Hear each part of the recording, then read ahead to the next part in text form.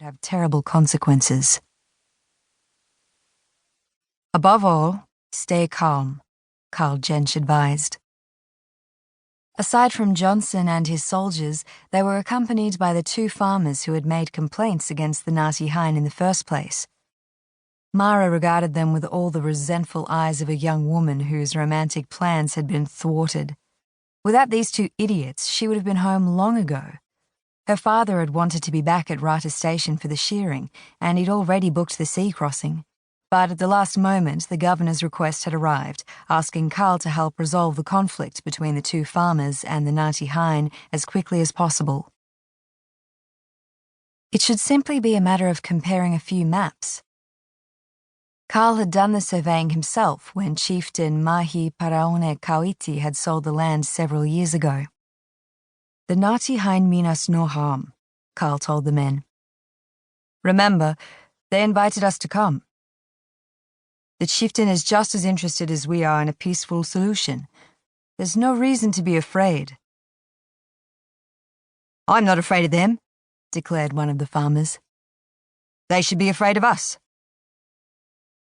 They probably have 50 armed men, Mara's mother remarked dryly. Perhaps armed only with spears or clubs, but they know how to use them.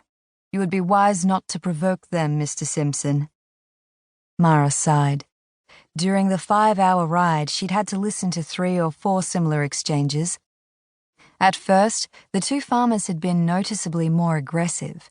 They seemed to think that this expedition had more to do with punishing the natives than finding a solution. Now, drawing near to the village, the farmers seemed tenser, more subdued. That didn't change as the marae came into view. For Mara, the colourful totem poles framing the village gate were familiar, but seeing them for the first time could be intimidating. Kennard Johnson and his men had certainly never been in a marae before. They mean us no harm? The government official repeated nervously. They look anything but friendly. He pointed agitatedly at the warlike welcoming committee that was now approaching the riders. Mara was surprised and her parents looked alarmed. In a Maori marae, one would usually see children playing and men and women calmly going about their daily work. But here, they were greeted by the chieftain himself, flanked by a proud phalanx of warriors. His bare chest and his face were tattooed, and the richly decorated loincloth made of dried flax leaves made his muscular body look even more imposing. A war club hung on his belt, and he held a spear in his hand. They won't attack us, will they? Asked one of the English militiamen. Don't worry, Father O'Toole replied. The priest, a gaunt, aging man, calmly got off his horse. Simply a show of strength.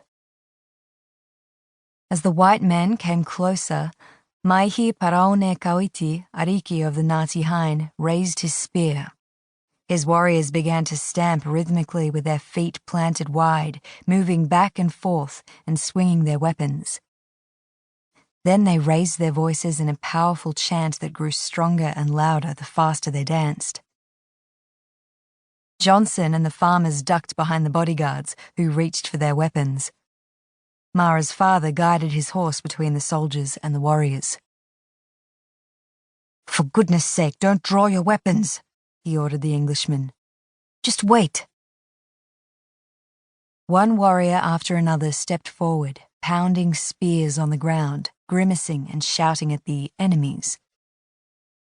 Mara, the only member of the expedition who understood every bit of the war dance and songs, rolled her eyes. These North Island Maori were so old-fashioned. The Ngāi Tahu tribe she'd grown up near had long since given up such displays at every confrontation. Since Eru's Pākehā mother, Jane, had married the chieftain, the Ngāi Tahu greeted their guests with a simple handshake. This greatly simplified their dealings with visitors and trading partners. Eru's mother and his father, Te Haitara, had founded a successful sheep breeding business, which had helped make the tribe wealthy. According to the ritual, we should now sing something, Father O'Toole said quietly as the warriors completed their dance. That's part of the exchange, as it were.